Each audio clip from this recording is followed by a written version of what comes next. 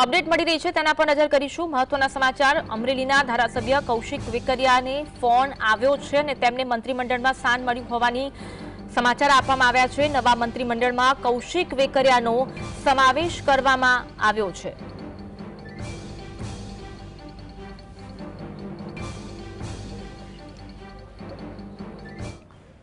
आज अंगे વધુ વાત કરીશું।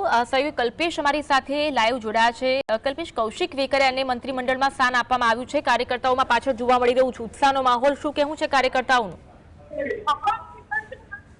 ચોક્કસથી જણાવ્યું કે હું તમને સીધા દ્રશ્યો અમરેલી જિલ્લા ભાજપના બતાવવા જઈ રહી છું કે જ્યાં કૌશિક વેકરિયાને જે મંત્રીમંડળમાં સમાવેશ કરવાથી હર્ષો ઉલ્લાસની લાગણી જોવા જિલ્લા ભાજપના તમામ જેમને આજે જિલ્લા ભાજપ કાર્યાલય આવીને ભારે ઉત્સાહ સાથે વંદે માતરમ સાથે અત્યારે ભારતીય જનતા પાર્ટીના કાર્યકર્તાઓમાં ઉત્સાહ જોવા મળી રહ્યો છે। જી, કાર્યકર્તાઓ સાથે વાત કરવાની કોશિશ કરશો, કેવો ઉત્સાહ વ્યક્ત કરી રહ્યા છે, કેટલી ખુશી વ્યક્ત કરી રહ્યા છે?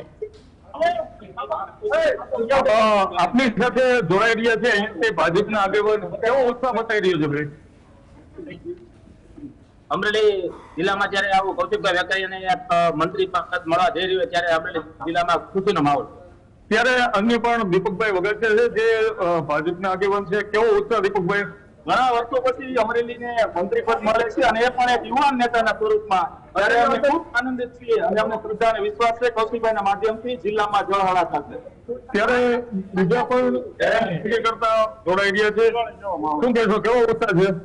ભારતીય જનતા પાર્ટી અમરેલીમાંથી જ્યારે પૂર્વ પ્રમુખ રહી ગયા છે, નાના કાર્યકર્તાથી માંડી અને અત્યારે જ્યારે મંત્રી બન્યો છે તો ભારતીય જનતા પાર્ટી માટે પણ ખૂબ ગર્વની લાગણી અમે અનુભવીએ છીએ અને ભવિષ્યની અંદર પણ અમરેલીનો ખૂબ સારો વિકાસ કરશે એવી અમને ખૂબ નાગનાથ મહાદેવને પ્રાર્થના કરીએ છીએ।